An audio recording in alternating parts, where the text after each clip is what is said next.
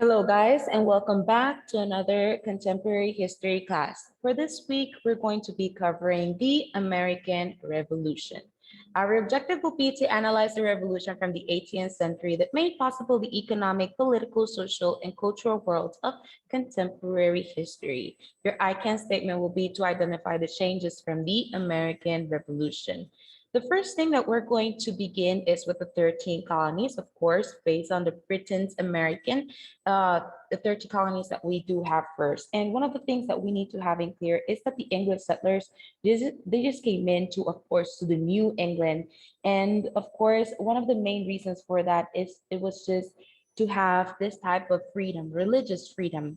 And in here, we're going to be able to see how actually the men and women endured harsh conditions just for them to have and establish a new government and nation. So one of the first permanent English colony in North America was set up in Virginia. They were the 13 English colonies along the Atlantic coast by the early 1700s.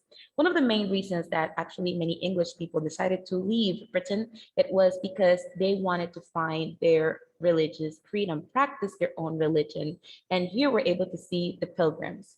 So to contact between the Europeans and Native Americans, it was very peaceful, but later it became hostile. Many Native Americans died of diseases brought by Europeans, and a self-government began from the early in the colonies, including the written constitution and their elected representatives. So just going on in here, since they were actually influenced by British or Britain, one of the things is why they decided to revolt. And here we have many of the causes.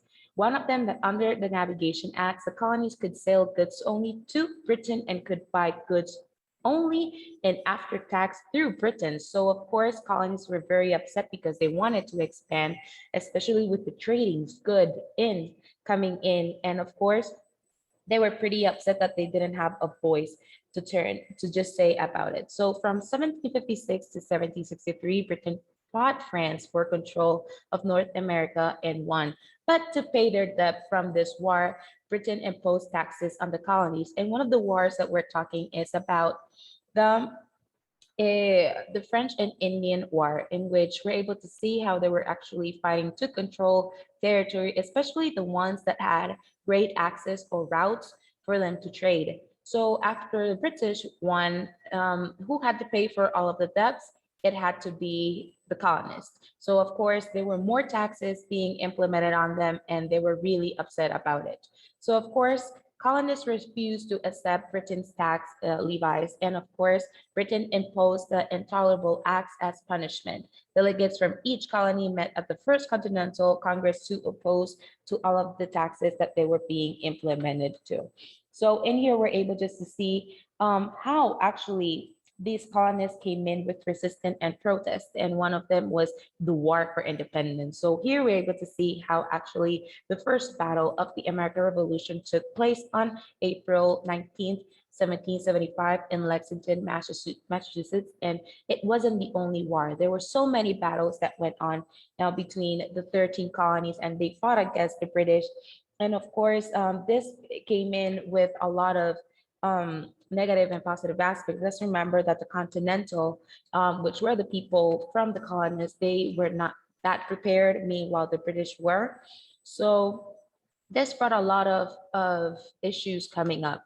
But they did decided to write a famous document, the Declaration of Independence, in which we're going to be covering slightly.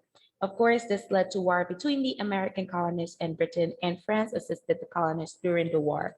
And after the war, delegates met in 1787 to write a United States Constitution dividing powers between the executive, legislative, and judicial branches.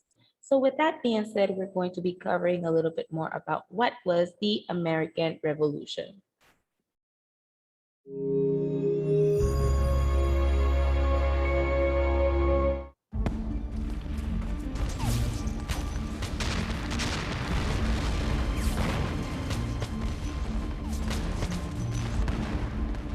We wouldn't be here without the Revolutionary War, and I've gone back recently in my own personal readings to try to understand more about that. How brave they were, And they were not just brave in a military sense, they were intellectually brave.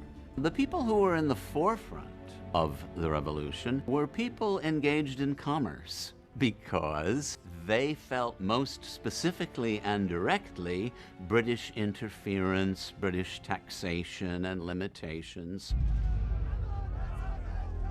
It's very interesting to think about the foundation of the nation and the fact that the country was born out of revolution, and that sort of rallying spirit of win, win, win and fight back the oppressors persists.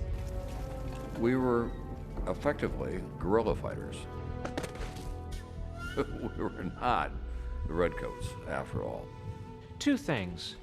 Number one, memo to the British forces, ixnay on the red suits. That was probably not tactically the best move. Number two, if you're going up against guys who are using blankets for shoes in the middle of winter, bring your best game, because they'll open a can of early American whoop-ass on you.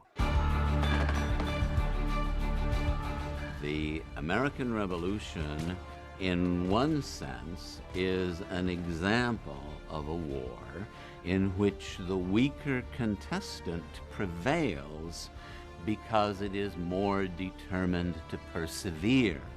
It's almost the little man syndrome.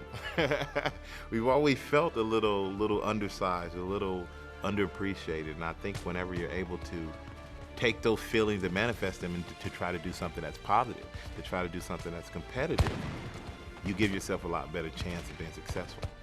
The British Army was fighting for a king. The Americans were fighting for their lives. And it's not so much how much equipment you have or how much training you have, it's what's in your belly, it's what's in your heart.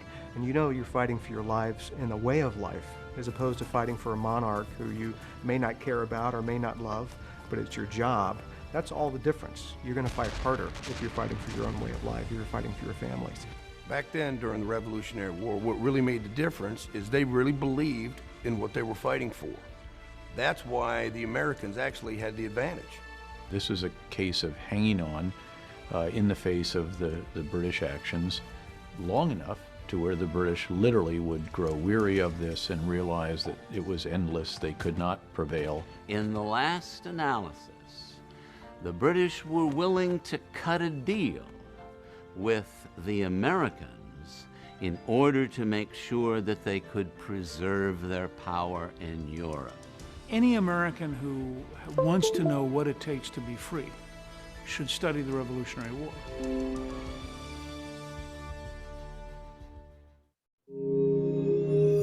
So with that being mentioned, please make sure that you guys check your Google Classroom for the assignments of the week. Any doubts or questions, please don't hesitate to ask me, and I'll answer to you guys as soon as I can. Thank you for tuning in into this video, and have a nice day.